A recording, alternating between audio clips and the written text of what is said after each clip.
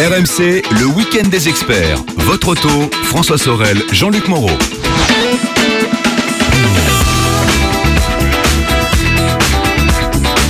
Il est 8h20 sur RMC, 8h20 et jusqu'à 10h, Jean-Luc Moreau m'accompagne. C'est le week-end des experts auto. Notre spécialiste auto est là pour répondre à toutes vos questions. 3216 ou bien auto@rmc.fr. N'hésitez pas à l'appeler. Tiens, si vous êtes sur la route pour aller en vacances, prudence et restez avec nous car entre 9 et 10, Jean-Luc nous donnera quelques bons plans pour économiser justement sur la route de vos vacances. Il y a plein de solutions aujourd'hui qui s'offrent à nous grâce notamment aux nouvelles techno. Le covoiturage, le fait de pouvoir louer une voiture à un particulier, le fait de pouvoir utiliser aussi la voiture de la société, le monospace, pourquoi pas. Bon, évidemment, si c'est les voitures ici, ça va être plus compliqué. Un peu plus compliqué. Avec un gros truc BFM TV avec un satellite sur le toit. Ouais. Remarque si vous voulez envoyer des images de vos vacances. Là, vous êtes sûr de pouvoir regarder la télé? Oui, c'est sûr. Moi, je suis pas sûr en plus qu'on puisse regarder la télé. Je suis pas sûr. Bon, alors, on repart avec vos questions tout de suite. Tiens, on parlait de BFM TV tout à l'heure. Je vous parlais de RMC Découverte et des prochains épisodes de Top Gear que vous pourrez retrouver mercredi soir prochain. D'ici là, Christophe est là. Bonjour Christophe. Oui, bonjour Jean-Luc et François. Bonjour Christophe. Bonjour Christophe. Alors d'abord, je vais commencer par vous féliciter. Je vais commencer par François. Oui.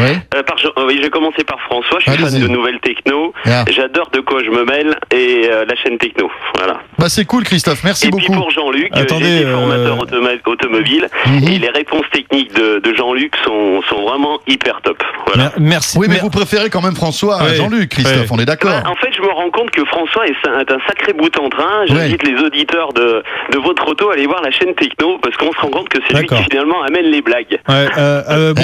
Vous appelez Christophe Sorel, c'est ça? Vous êtes le frère de François. Merci quand même d'avoir appelé. Ça fait plaisir d'avoir la famille au téléphone.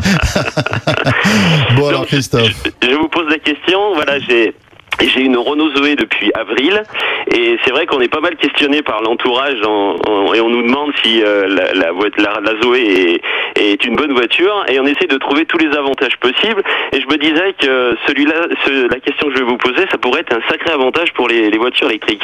Est-ce que lors des pics de pollution, on a des restrictions de vitesse, des vitesses limites qui sont imposées? Est-ce que je suis obligé de respecter la vitesse avec la Zoé? Exactement. Alors je vais répondre à votre question, puis après c'est moi qui vous pose des questions. Alors non.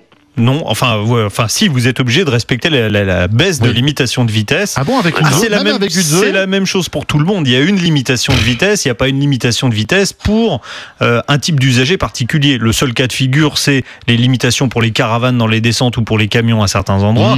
Mais là, en l'occurrence, quand on baisse la limite de vitesse pour pic de pollution, c'est pour tout le monde, que votre voiture pollue ou pas, parce qu'il y a d'autres véhicules qui polluent également moins. On est d'accord que c'est pas logique. Si on a une Zoé, qu'on roule à 60 ou à 80, c'est pas pour autant qu'on va plus polluer. C'est pas logique, mais le radar, lui, il sera pas différenciant. C'est-à-dire qu'il va vous flasher et de toute façon, il regardera pas le système automatisé des radars ne regardera pas à quel type de véhicule il a à faire. Moi, j'ai une question à vous poser, Jean-Luc, sur ce sujet.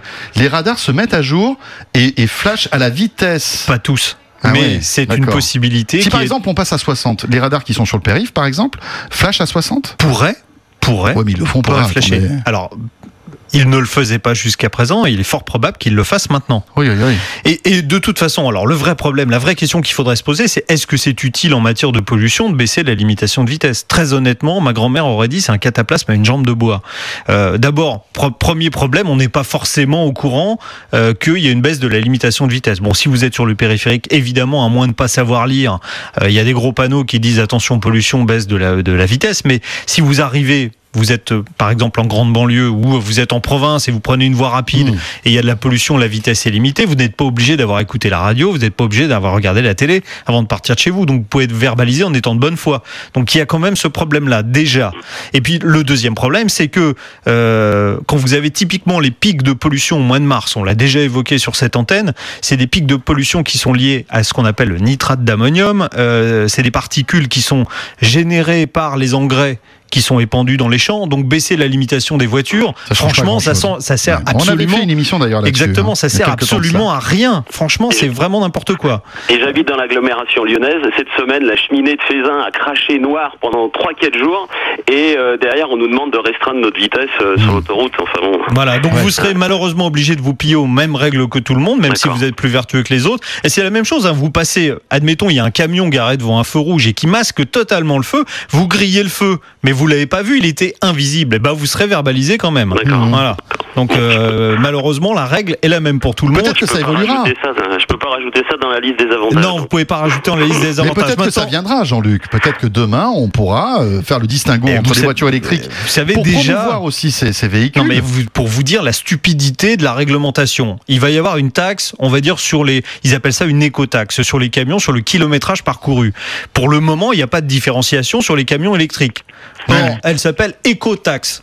Donc, les camions électriques, il n'y en a pas beaucoup aussi. Mais il n'y en a pas beaucoup, mais si on veut les développer, ça aurait été une bonne idée. Ouais. Pour en ville, par exemple, quand vous, et je parle pas que de la pollution, je parle du bruit. Un camion électrique, l'avantage, c'est que vous n'avez pas de bruit. Donc sûr. Pour les livraisons le matin, ou pour votre camion poubelle qui passe dans la rue, c'est quand même plus sympa d'avoir un camion qui, au lieu de faire un gros bruit de diesel, ne fasse pas de bruit du tout. Même si c'est vrai que les poubelles en elles-mêmes, la manipulation fait déjà beaucoup de bruit. Mais voilà, c'est pour vous dire que franchement, c'est parfois un peu compliqué. Maintenant, moi, j'ai une question. Alors, rapidement, Jean-Luc, parce que Christophe est pressé. Ouais, et voilà. vous aussi. Il y a combien de temps que vous avez votre Zoé ? Ça fait maintenant, elle a 5000 km, ça fait 3 mois. Voilà. Vous en êtes content ? Bon, c'est énorme, c'est top, c'est génial. Bon, alors, et la vraie question, c'est vous la rechargez chez vous, j'imagine. Vous avez fait installer une Wallbox. Voilà, est-ce que vous avez déjà rechargé à l'extérieur ? C'était ça ma question. Oui, alors parce que du coup, comme c'est hyper agréable de rouler sans bruit, on est parti avec ma femme une journée à Grenoble, donc de Lyon à Grenoble, et en arrivant, on a trouvé un Renault qui nous a gentiment rechargé la Zoé avec une borne en 22 kW en 3 quarts d'heure. Bon, bah voilà, c'était ma question. C'est vrai que chez les concessionnaires Renault. Lyon-Grenoble sans aucun souci. Oui, et j'habite même dans les monts du Lyonnais à 800 mètres d'altitude. Et donc, du coup, j'ai pu faire mon aller-retour sans problème. Voilà. Pas mal. Mais écoutez, on parlera d'une autre voiture électrique tout à l'heure. On parlera de la Leaf 2.0. Oui. Voilà. Qui a profité des avancées de la Zoé sans faire certaines erreurs de la Zoé. Merci Christophe. Je passe un petit coucou au Renault Zoé Forum Pro qui répondent gentiment à plein de questions. Et ceux qui hésitent encore pour la voiture électrique, ils n'hésitent pas à poser des questions. On les motivera pour nous rejoindre. Merci Christophe. Merci Christophe. Au revoir. Merci, au revoir. Bientôt 8h30, la météo, les infos et on revient, on retrouve notre bon plan auto. Suis-je assuré si je prends un autostoppeur et qu'il arrive un problème ? Voilà.